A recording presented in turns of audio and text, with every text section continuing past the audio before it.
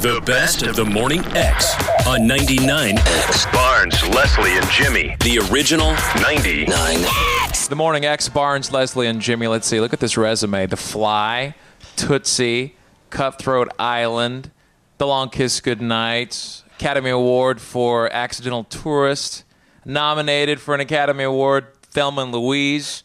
Ladies and gentlemen, Geena Davis. Quite impressive, and that's like only a quarter of the list. Good morning. And you weren't looking at a resume. No, that's right. He was winging that. I'm just like winging it off the top of my head, and I don't even think I hit half the movies. And my favorite thing you ever did was not mentioned, which was your start, Buffalo Bill, the TV show, which was you wrote some of that, didn't you? I wrote one episode. Did you really? In which I had a huge part. Yes. Yeah, that was the episode. Right. I'm going to be on this show. I'm going to write it myself. I write it myself. How old were you then? 12. I was 12, yes. I was very, very young. You were one of the first TV actresses to really make it big in movies. I mean, before you, not that many had, and now it seems to be more of a trend. Right. Well, actually, my very first job, though, was in Tootsie. I had a small part in the movie Tootsie, in my underwear. And that was before. That was the first thing I did. And then I got Buffalo Bill after that, yeah. You've worked with some nice leading men, Dustin Hoffman, Jeff Goldblum.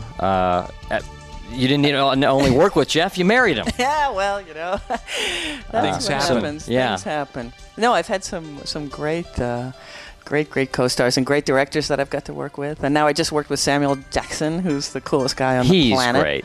Greatest actor and just a great guy. Yeah. We had a chance to see the movie yesterday, the little private screening. Excellent. And why is it called The Long Kiss Goodnight?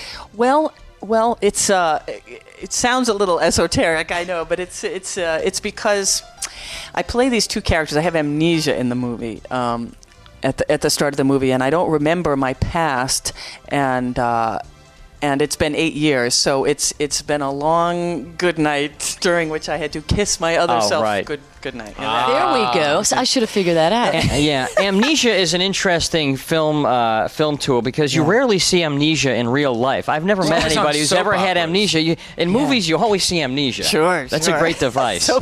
Give them amnesia. That'll explain it. Geena, when you guys twins, evil twins, right? Twins started the movie. Wasn't there? Was it in Ontario? And there was a big fire at the main original place where this big lodge. There was this lodge that we were going to shoot at, and which is like really famous up there, right, in Ontario? What was it called? The Windermere, I think. And we were going to shoot at it. We were shooting in the woods nearby, and the next week we were going to shoot at it. And all of a sudden we saw this glow, and the poor place was on fire.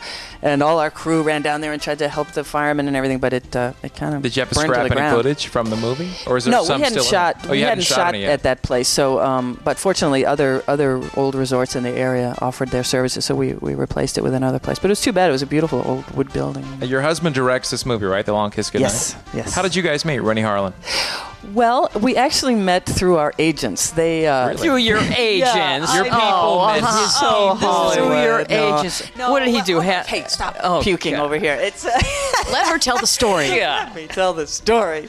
No, we had the same agents, and at the same time that I was saying to them, hey, how come I can't get some cool part like in Aliens or Terminator or something? I want to have a big flamethrower. At the same time I was saying that, Renny was saying, hey, how come I can't work with somebody besides Sly and Bruce and Arnold and those people? Is there anybody else I can meet? Yeah, those low-budget actors. Those people that make just $1 million per movie.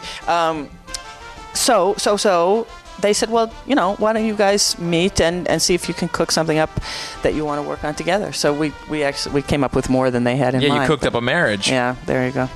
You do action well. I mean, you're a badass in this movie part of the time. And what about some of the action scenes? Yeah. Do you do all of them? Yeah, How much of them do you do? Yeah, Sam and I did like 80 or 90% of our own stunts. I heard that. Yeah. Well, one of the scenes that people are familiar with, even if they haven't seen the movie, is the scene that's running in the trailer where you're jumping out the window and you shoot the holes in the ice to break through the ice. And I had heard that you actually did. I mean, that was not fake ice water. No. That was real ice, real water. Yeah.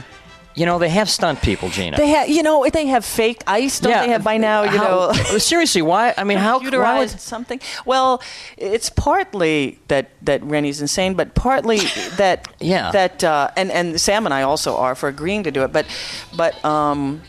it just Renny really feels that, and I have to agree with his philosophy that when audiences see movies, they just enjoy it more if it looks real and they know it's not faked. And people are pretty sophisticated nowadays, and they can tell if you're cheating. I mean, the steam would not have been pouring out of our nostrils had we been on a heated soundstage. It just God, that's one of my biggest fears is falling out of your falling in ice water.